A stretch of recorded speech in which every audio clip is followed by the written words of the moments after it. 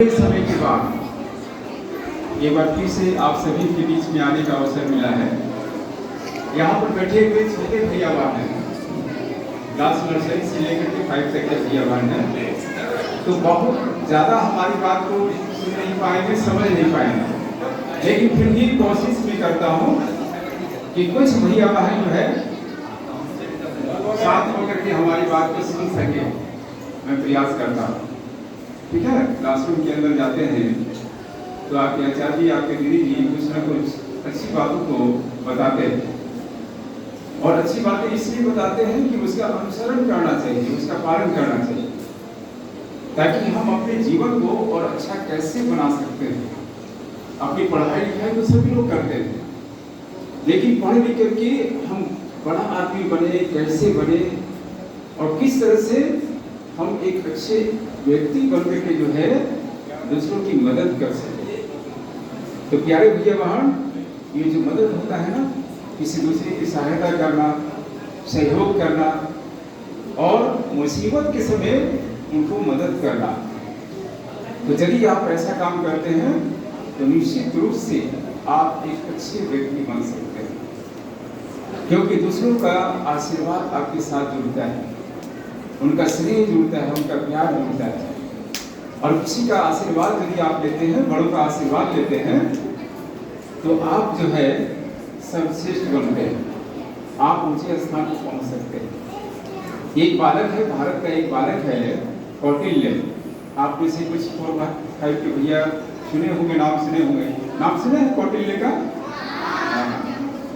केवल 7 वर्ष की आयु में उन्होंने ज्ञान जो अर्जित किया कि पूरे विश्व के बारे में, उसका नाम, देश का नाम, उसका राजधानी, वहाँ की भाषा और किस और अवस्थित है, ये सारी चीजों को जो है 7 वर्ष की आयु से उन्होंने सीखना शुरू किया।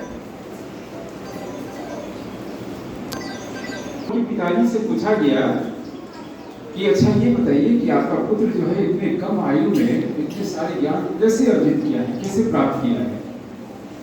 तो उनके पिताजी कहे कि आप जानते हैं सर कि इन्होंने 7 वर्ष की आयु में लगभग 1000 लोगों का आशीर्वाद लिया है, बड़ों का स्नेह लिया है, और इसी आशीर्वाद की बदौलत जो है इसके अंदर जो है ज्ञान का भंडार है। वास्तव में बड़ों का आशीर्वाद हम सभी को लेना चाहिए। एक छोटी सी कहानी मदद किस प्रकार से करना चाहिए इस संबंध में है। आप सभी भैया बहन इस कहानी को जानते भी होंगे, लेकिन इस कहानी के साथ कुछ और चीजें जो है जुड़ती है। जैसे आप किताबों में पढ़े होंगे खरगोश और कछुआ, दोनों के बीच में रेस होती है और विजय कौन होता है? कछुआ होता है। क्यों होता है? क्योंकि खरगोश को घमंड था कि वह कछुआ से तेज दौड़ सकता है। जब दौड़ प्रारंभ हुई तो कुछ दूरी दौड़ने के बाद सोचा कि कछुआ तो बहुत पीछे है, थोड़ा आराम कर लेते हैं, और इसी आराम के चक्कर में उसको नींद आ जाती है, और कछुआ जो है धीरे धीरे धीरे वो अपने गंतव्य स्थल पर पहुंच जाता है जहां उसको पहुंचना था, और खरगोश हार जाता है, कछुआ जीत जाता है। बहुत दिन के बाद खरगोश के मन में ये आया, हमेशा आता था कि मैं हार कैसे है, मैं हमेशा जो है खरगोश से, कछुआ से तेज दौड़ता हूँ। तो खरगोश के मन में ये विचार आया और उसने सोचा कि चलते हैं एक बार फिर से रेस हो जाए, फिर से दौड़ हो जाए। तो कछुआ से ये बातचीत होती है, कछुआ तैयार हो जाता है, ठीक है भाई चलिए। दिन निश्चित होता है, स्थान निश्चित होता है, और कहाँ पहुँचना है ये भी तय होता है। दौड़ प्रारंभ होती है। खरगोश पहले से अलर्ट था, वो जानता था कि इस बार रास्ते में क्या नहीं करना है, सोना नहीं है, अपने जहां निर्धारित स्थान है वहां पर पहुंच करके ही जो है उसको पूरा करेंगे। तैयार हुआ तो इस दौड़ में जीत किसकी हो जाती है? खरगोश की हो जाती है, क्योंकि कछुआ का गति जो है, इसका चाल जो है वो धीरे धीरे है, कोई अफसोस नहीं हुआ कछुआ को। लेकिन थोड़ा सा होता है कि पुराना रिकॉर्ड्स जब बनता है और वो जब टूट जाता है तो उसके मन में पीड़ा होती है कि नहीं पुराने रिकॉर्ड्स को फिर से बना। तो ये कछुआ जो है फिर ये सोचता है कि एक बार फिर से रेस हो जाए, जाकर के खरगोश से बात करता है। तो खरगोश तैयार हो जाता है, उसको पता है कि जीत तो हमारी होगी। लेकिन कछुआ ने एक शर्त रखा कि रास्ता हम तय करें, कैसे पहुंचना है और कहां पहुंचना है। तो खरगोश को तो पूरा विश्वास था कि जीत तो हमारी होगी। तो बोला कि ठीक है भाई, रास्ता तुम तय करो। अब कछुआ ने जो रास्ता तय किया वो बीच में एक नदी था। खरगोश तेजी से दौड़ते हुए अपने स्थान पर पहुंच गया, लेकिन देखा कि नदी है। अब उसको नदी में पानी है, तो कैसे पार करेंगे। पीछे से कछुआ आया, धीरे धीरे नदी के किनारे आया, नदी में प्रवेश कर गया और तैरते हुए उस पार हो गया। जीत कछुआ की हो गई, खरगोश हार गया। अब देखिए, अब तीसरी कहानी है।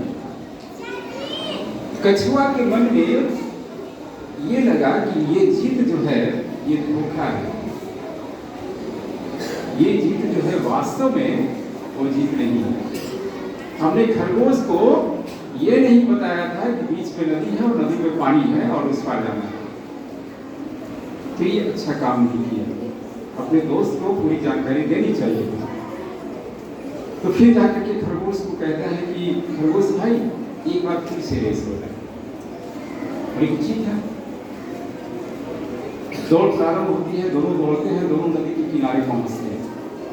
कछुआ और खरगोश दोनों रुकते हैं। कछुआ अपने दोस्त खरगोश को कहता है कि दोस्त मेरे पीठ पर बैठ जाओ और हम लोग दोनों जो है एक साथ नदी पार करेंगे। तो खरगोश बोला कि ऐसी बात है। तो खरगोश उछल करके कछुआ की पीठ पर बैठ जाता है और दोनों एक साथ जो है नदी पार करते हैं और एक साथ जो है विजय हो जाए। तो कहने का मतलब हुआ भैया और बहन, कोई भी काम हम किसी को धोखे में रख करके नहीं करना चाहिए और एक दूसरे की मदद करते हुए हम साथ साथ चलें, साथ साथ चलने का और दूसरी जो है दोस्त को लेकर के चलने का प्रयास हमको करना चाहिए। ठीक है ना। तो आज का दिन हम सभी के शुभ हो, मंगल हो। और बहन अनव्या है, अनव्या बहन इधर आइए। अनव्या, जीवन में जन्म दिवस का बहुत ही महत्व होता है। पूरी एक वर्ष हम लोग इंतजार करते हैं, तब जाकर के बर्थडे आता है। तो बहन को हम सभी की तरफ से ढेर सारी शुभकामना है आपके जन्म दिवस के अवसर पर। आप यशस्वी बने, दीर्घायु हो, ऐसी ईश्वर से प्रार्थना है। तो एक बार बहन के जन्म दिवस के अवसर पर कर्तन ध्वनि यानी कि ताली के साथ इनका अभिनंदन करें। कर्तन ध्वनि करो।